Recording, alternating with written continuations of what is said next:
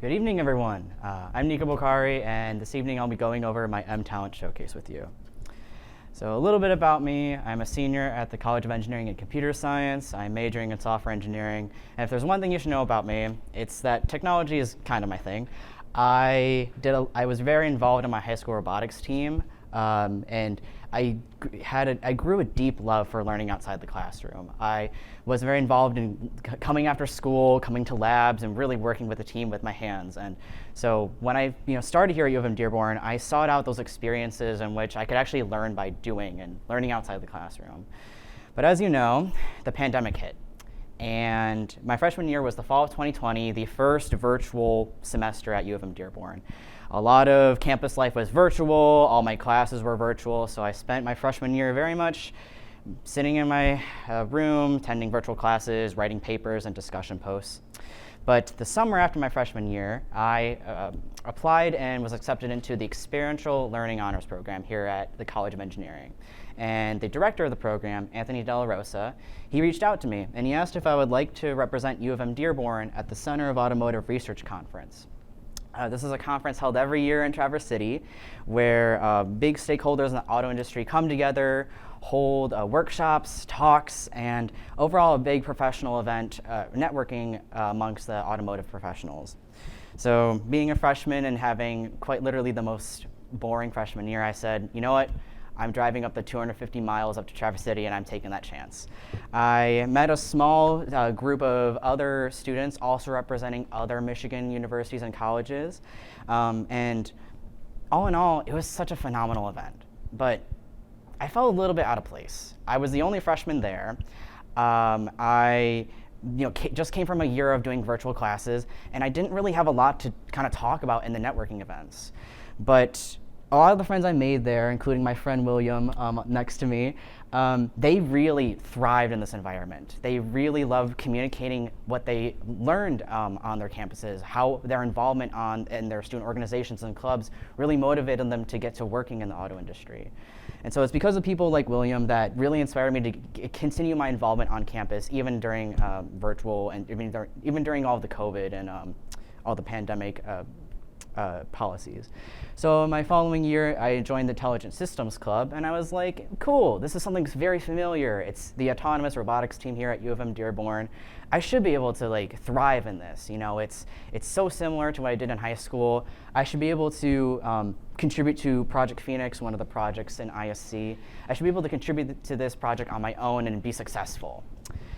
Little did I know that a lot of mistakes were going to be coming my way. I was tasked with writing code for one of the sensors on that robot, and funny enough, a lot of mistakes were made. I short-circuited one of the sensors that were going to be used, and so we had to get another one from the inventory that was there, thankfully. My code was failing all the tests I threw at it. It was not functioning whatsoever. And so it took the teamwork of me and 3 other members to figure out the sensor just doesn't work.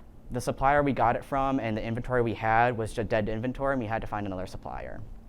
But through those mistakes, I think what the hardest part was, yes, I found out that maybe this environment, I wasn't the best at this, and I found a weakness, but I learned so much about effective teamwork by working with those members in ISC to effectively contribute to this project.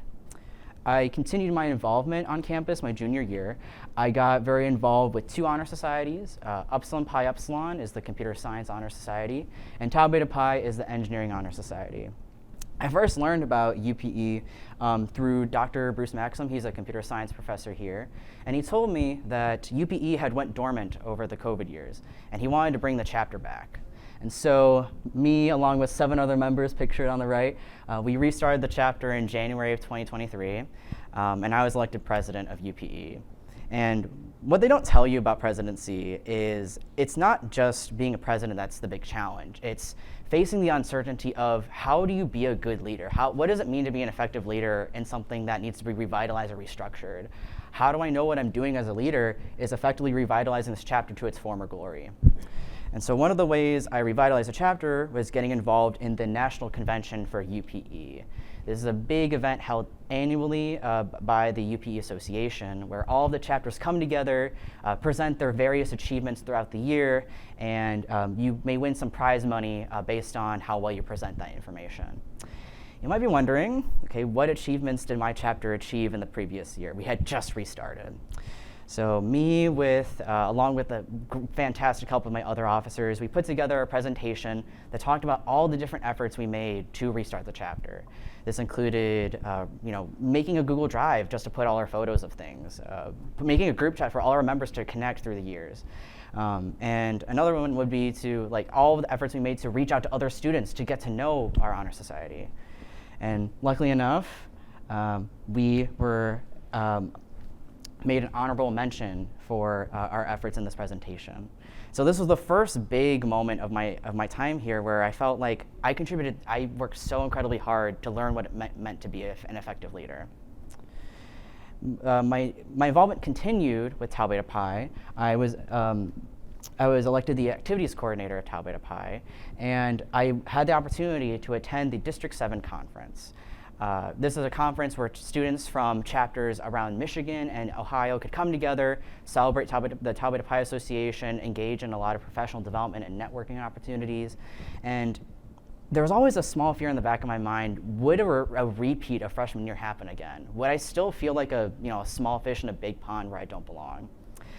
But I don't know if you can tell, but in that picture, I'm smiling as big as I can because I actually found a community of engineers that I actually connected with. These are students who are very motivated to contribute to the engineering discipline, but with a heart and mind of doing good in the world. And so this is actually some students from the Ann Arbor chapter of Tau Beta Pi.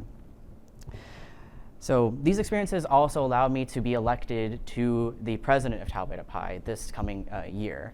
And yes, I had experience being a president of a different org. Yes, I was involved in Tau Beta Pi, but there was always some thought in the back of my head of, what if something comes up that I just cannot problem solve as president? What if a mistake is made? Or what if I come across an issue that I just cannot solve myself as president and prevent the chapter from thriving in its usual way? But my lovely officers pictured here, they definitely proved to me that no leader stands alone, that whatever issues we faced as a chapter, we face them together. Every 2 weeks we meet at chapter business meetings where we go over all the operations we have to complete by the end of the semester. And at it seemed like every meeting there was a new issue, a new problem, but they proved to me that it is the focused and cohesive collaboration of all of the officers that really brought our chapter together and to ensure that we are successful. We are now initiating 14 new members this semester, and it's all thanks through the awesome problem solving and teamwork from my officers. So through all this involvement, I got to meet a lot of different types of students at UM-Dearborn. And I was starting to think about, what are my actual end goals here at UM-Dearborn? What do I actually want to do? And because of my involvement with Tau Beta Pi and UPE, I saw that I loved being able to show other students that no matter what background you come from, whatever engineering discipline, whether you're LGBT, international student, non-traditional, whether you're a woman in STEM, whatever background you come from, you can find your potential and you can find your own excellence in the field that you're going into. And so I see my goal is to give back to these communities to show that through teaching, volunteering, and mentoring, their own potential and their own skills in that field. So I talked a lot about my experience here at UM-Dearborn. Why does it matter? How does it benefit other students or any other person who comes here?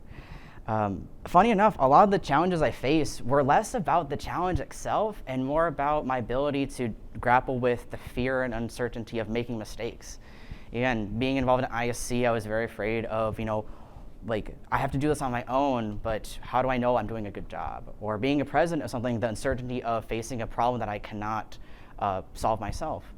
And making mistakes were incredibly easy to do, but learning from them was probably the hardest thing I ever had to do. But because of these experiences, I learned so much about myself. I saw where I thrived and my strengths. I saw my weaknesses and areas I needed to improve upon. I met a lot of other students and mentors that allowed me to not only just build upon my weaknesses, but to learn more about my strengths. And I had the opportunity to inspire others and to lead by example. And so how is this connected to the Talent Gateway? Well, throughout all this time at UM-Dearborn, Talent Gateway has always been in the background encouraging me to face new challenges through the various reflections. They said, face these new challenges, whether you don't know what's going to happen, whether you are scared about if you're going to be successful, do them. And so the Talent Gateway, through that, gave me the motivation and the confidence to face these challenges despite any fear of uncertainty, or anything, or any mistakes that would come along the way. So what's next for me? I graduate this April 2024. I am interested in going into a field of academia where I can continue supporting communities in STEM. And my first step in that is to apply and get into a master's program. So I'll be doing that this semester. And I'll be supporting that graduate degree by applying to full-time positions and paying for my master's program then. That concludes my M-Talent Showcase. Thank you so much for the Talent Gateway and everyone here for this opportunity to speak. Thank you.